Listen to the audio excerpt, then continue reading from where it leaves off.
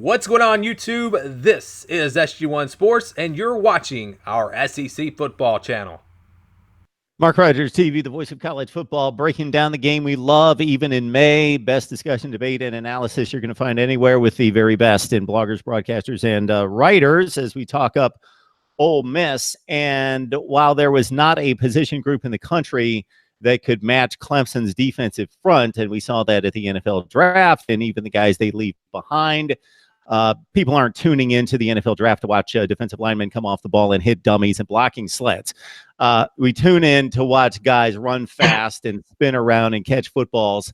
And if there was a group that showed out, it was Brown and Metcalf and Lodge at the NFL Combine. Those guys are gone.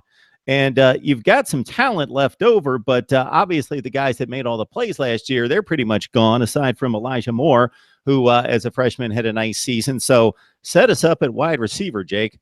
Yeah, well, so, like you said, A.J. Brown, DK Metcalf, DeMarcus Lodge, Dawson Knox. That was the big four. That was what the offense, that was what it ran through for the last couple of years. And obviously that's a couple of very big shoes to fill.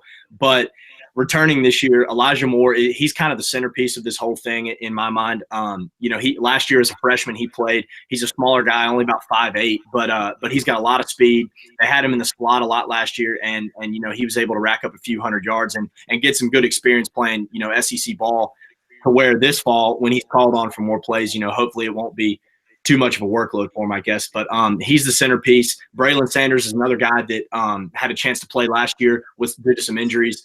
And he performed very well when he had the chance to. And then Miles Battle is another big one. He was a big 4-star recruit coming out of high school. Came in last year, didn't really see any significant action, but really bulked up. Now he really looks like an SEC wide receiver. They're going to be calling on him a lot on the edge because, like I said, Elijah Moore is more of a slot guy.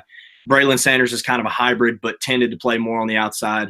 But Miles Battle, he is straight up. I mean, he's obviously not the muscle, the human muscle that DK Metcalf was, but he's got that kind of a body. He wants to go up and get the football. He wants to run straight, and he wants to make big plays. And then after that, Dontario Drummond, he's a guy who came in. He got a lot of action during spring practice. They like him a lot. I think they're expecting him to make some big plays. He looks like he's going to be more of an outside wide receiver with Miles Battle there.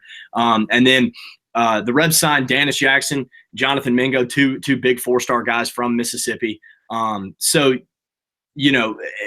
Rebels did a very good job. First year off where they didn't have scholarship reductions hanging over their head. So they were able to get a full recruiting class this year. They signed 31 guys. And so they brought in a few good receivers. They also returned a few good ones. So, Matt Corral's got the weapons at his disposal with running backs and wide receivers to have another very good, productive offense with Rich Rodriguez.